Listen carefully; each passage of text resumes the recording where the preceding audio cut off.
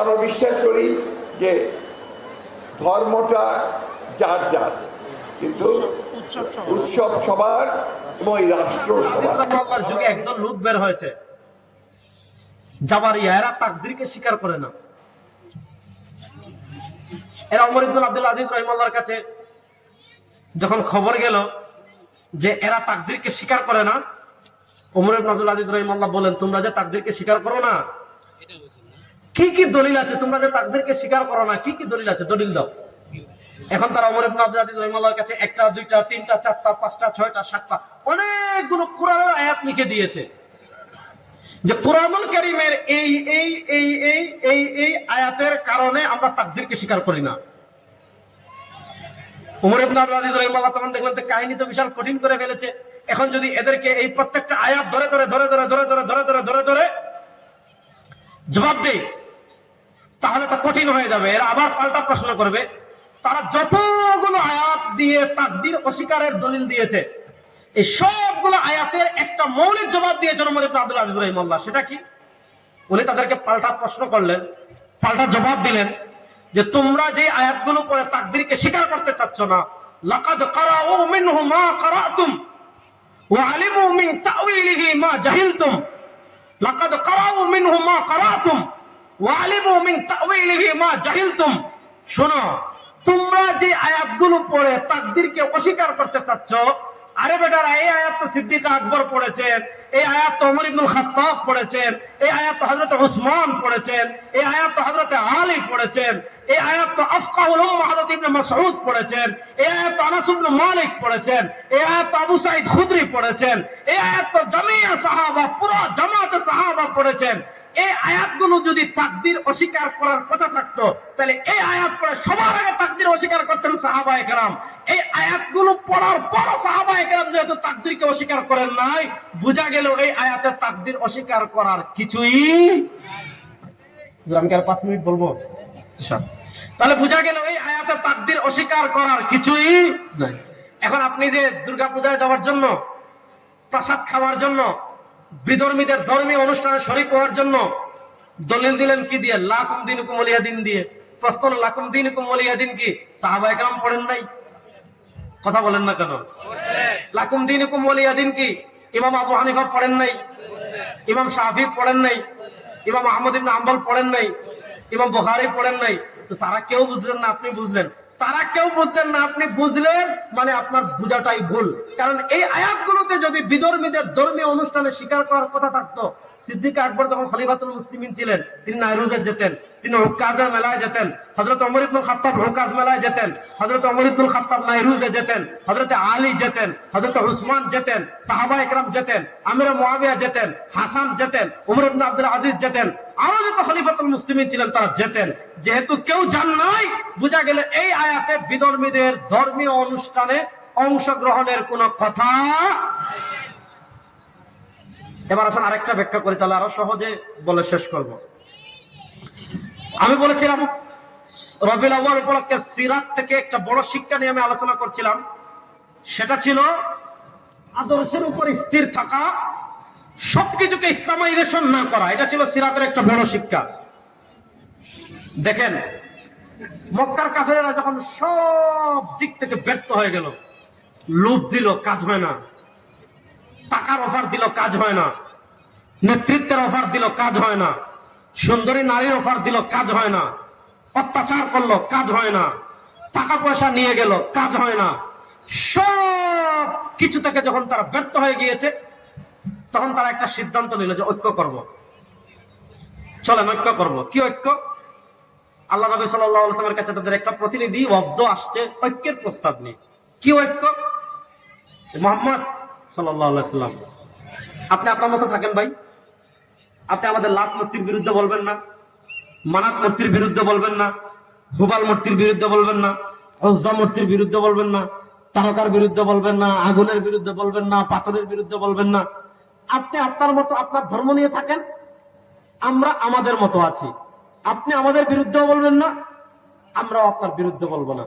আপনি মাঝে মধ্যে আমাদের ওকাজ মেলায় আসবেন, আপনি মাঝে মধ্যে আমাদের নাইরুজে আসবেন, আমরা মাঝে মধ্যে আপনাদের জুমায় যাব, আমরা মাঝে মধ্যে আপনাদের ঈদে যাব, আমরা মাঝে মধ্যে আপনাদের উৎসবে যাব। আপনারাও মাঝে মধ্যে আমাদের উৎসবে আসবেন, বাস মিলেমিশে একাকার হয়ে যাব। আপনি আপনার মতো থাকলেন, আমরা আমাদের মতো থাকবো। আপনি আপনারা দাওয়াত দিবেন না, আমাদের এদের বিরোধিতা করবেন না, আমরা আপনার উপর অত্যাচার করবো না। আপনি মাঝে মধ্যে আমাদের এখানে আসবেন, আমরা মাঝে মধ্যে আপনার এখানে যাব। এই ঐক্যের প্রস্তাব যখন দিয়েছে, এই ঐক্যের প্রস্তাব দেওয়ার পর আল্লাহ তাআলা আমাদের জন্য সীমানা নির্ধারণ করে কোথায় ঐক্য করা যাবে, কার সাথে মিশা যাবে, কোথায় যাওয়া যাবে, কাকে কতটুকু গ্রহণ করা যাবে, কাকে কতটুকু পরিত্যাগ করা যাবে, এই সীমারেখা দিয়ে আল্লাহ তাআলা কোরআনের সূরাতুল কাফিরুন নাযিল করেছেন। আল্লাহ তাআলা 1 নম্বরে বলেছেন, কুল, ও নবী, কিয়ামত পর্যন্ত আগত সকল তাগুতকে আপনি মেসেজ দেন, কিয়ামত পর্যন্ত আগত সকল মুশরিককে আপনি মেসেজ দেন, কিয়ামত পর্যন্ত আগত সকল গায়রুল্লাহর গোলামকে আপনি মেসেজ দেন, কিয়ামত পর্যন্ত আগত সকল মুশরিককে আপনি মেসেজ দেন, ইয়া আইয়ুহাল কাফিরুন, হে কিয়ামত পর্যন্ত আগত সকল কাফেরের গোষ্ঠী, লা আবুদু মা তা'বুদুন, তোমরা ইবাদত করো লাতের, তোমরা ইবাদত করো মানাতের, তোমরা ইবাদত করো হুবালের, তোমরা ইবাদত করো উজ্জার, তোমরা ইবাদত করো চন্দ্রের, তোমরা ইবাদত করো সূর্যের, তোমরা ইবাদত করো পাথরের, তোমরা ইবাদত করো আগুনের, তোমরা ইবাদত করো তারকার, তোমরা ইবাদত করো আবু জাহেলের, তোমরা ইবাদত করো নেতার, তোমরা ইবাদত করো নেত্রীর। লা আবুদু, আমরা জীবনে গায়রুল্লাহর ইবাদত করতে পারি না, আমাদের জীবন চলে যেতে পারে, কিন্তু আমরা ইবাদত করব একমাত্র কার? আল্লাহ। বলেন, ইবাদত করব একমাত্র কার? না আবুদু, আমি ইবাদত করব না, মা তা'বুদুন, তোমরা যদি ইবাদত করো। বুঝা গেল ইবাদতের প্রশ্নে ইয়াকা না'বুদু, ইবাদতের প্রশ্নে আমরা একমাত্র আল্লাহর ইবাদত করব। ইবাদতের প্রশ্ন কারোর সাথে কখনো কোনো ঐক্য হতে পারে না, কোনো ঐক্য নাই। বাস এখন প্রশ্ন হলো, তাহলে কাফেরদেরকে কি বলবেন? ওয়ালা আনতুম আবিদুনা মা আবুদ, কাফেররা কখনো আমরা যাদের ইবাদত করি, আমরা ইবাদত করি একমাত্র কার? আল্লাহ। আল্লাহ তো আরো আসতে বলেন, যত আসতে বলেন, বলেন আমরা ইবাদত করবো একমাত্র কার? না আরো আসতে বলেন, না বলেন, বলেন ইবাদত করবো একমাত্র কার?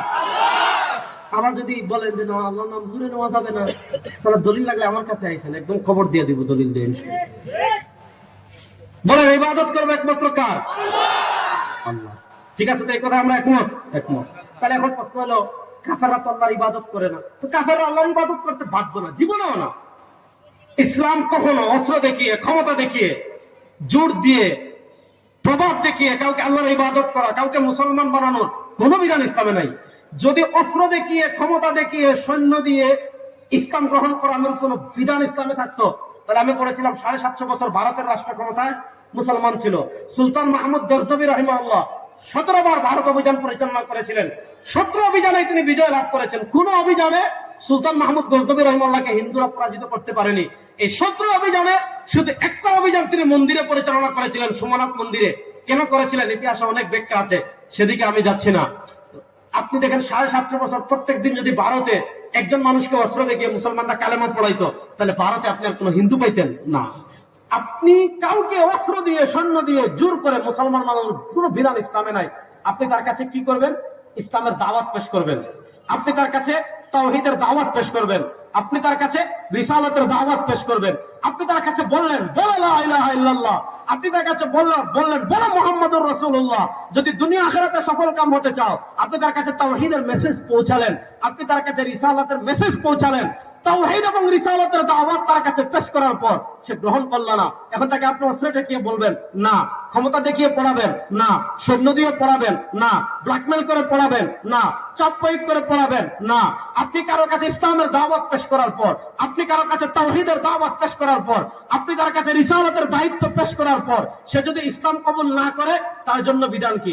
লাকুম দীনুকুম, ভাই তুই তোর পথে, ওলিয়া দিন আমি আমার পথে। তুই তোর মতো তোর ধর্ম নিয়ে থাক, ওলিয়া দিন আমি আমার মতো আমার ধর্ম নিয়ে আছি। আপনি ইসলাম কবুল না করলে আমার ধর্মের এক চুলও আমি ছাড়বো না। লাকুম দীনুকুম ওলিয়া দিন, মানে ভাই আপনি আপনার ধর্ম নিয়ে থাকেন, আমি আমার ধর্ম নিয়ে আছি। এটা হলো লাকুম দীনুকুম ওলিয়া দিনের সঠিক ব্যাখ্যা। আর আমাদের দেশের রাজনীতিবিদরা পূজায় যাওয়ার জন্য, আমাদের দেশের যুবকরা প্রসাদ খাওয়ার জন্য কি দলিল দেয়? ধর্ম যার যার, উৎসব সভা। এজন্য আমি বলেছিলাম সিরাত থেকে একটা শিক্ষা নিয়ে আজকে আলোচনা করলাম। সিরাত থেকে আমাদের মৌলিক একটা শিক্ষা হলো, কোনোভাবে কোন সূরতে হালালকে কেউ হারাম বানাতে পারবে না, হারামকে কেউ হারাম বানাতে পারবে না। এখন কেউ যদি ইসলামিক স্কলার নাম দিয়ে, কেউ যদি শায়েখ নাম দিয়ে, কেউ যদি আল্লামা নাম দিয়ে, কেউ যদি পীর নাম দিয়ে এই নরমালাইজেশন করে ফেলে, হালালের সীমা তুলে ফেলে, হারামের সীমা তুলে ফেলে, হারামকে হালাল বানিয়ে ফেলে, হালালকে হারাম বানিয়ে ফেলে, ওইটা ইসলামিক স্কলার হওয়া দূরের কথা, এটা আপাদমস্তক ইবলিস এবং শয়তান। আল্লাহ তাআলা আমাদেরকে সব ধরনের বাড়াবাড়ি থেকে বেঁচে থাকার তৌফিক দান করুন। আল্লাহ তাআলা নবী করিম সাল্লাল্লাহু আলাইহি ওয়াসাল্লামের সিরাত থেকে শিক্ষা গ্রহণ করে জীবন